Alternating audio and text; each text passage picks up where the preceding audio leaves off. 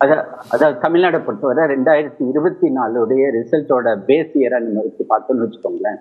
ஒரு கேவியட் என்னன்னா, காங்கிரஸ்ன்றது ஒரு எக்ஸ்ட்ரா பேக்கேஜ். போன தடவை அவங்க வாங்கின 10.67% திமுகவோட கூட்டணியில அவங்க வாங்கினது இந்த தடவை கண்டிப்பாக குறையும்.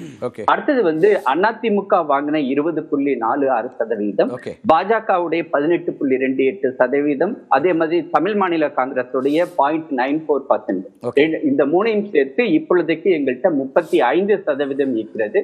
பாட்டாளி மக்கள் கட்சி தேமுதிக அவங்களுடைய நிலைப்பாட்டை இந்த தேர்தல் இன்னைக்கு வந்த ரிசல்ட்டை பார்த்ததுக்கு பிறகு கண்டிப்பாக எங்களை நோக்கி அவர்கள் வருவதற்கு முழு வாய்ப்பு இருக்கிறது. இந்த மாதிரியான சமயத்துல நான் ஏற்கனவே சொன்னது மாதிரி அரித்மெட்டிக்ஸ் பிளஸ் கெமிஸ்ட்ரி, அரித்மெட்டிக்ஸ்லயும் நாங்க திமுகவுடைய கூட்டணிக்கு ஈக்குவலாவும் ஒரு சில தொகுதிகளில் அதிகமாகவும் வருவோம்.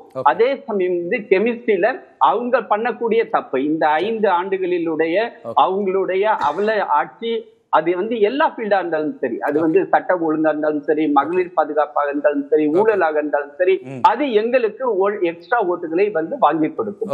ஆகவே எங்களுக்கு திரு அமித்ஷா அவர்கள் இன்னிலிருந்து அவர் ஆக்சுவலா நான் அவர் கூட பணிபுரிகிறேன், அதனால நான் சொல்றேன், இவன் கோலாகல சீனிவாசன் கூட சொன்னார், ஏன் என்னால ஸ்ட்ரெயிட்டாவே பதில் சொல்ல முடியலன்னு.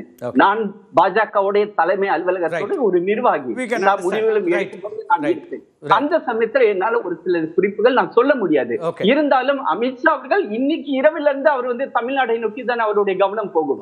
ஏனென்றால் 24/7 365 days அவருக்கு தமிழ்நாடு மேல முழு கவனம் உண்டு. கண்டிப்பாக வரக்கூடிய தேர்தலில் எங்களுடைய ஆட்சி அமையும்.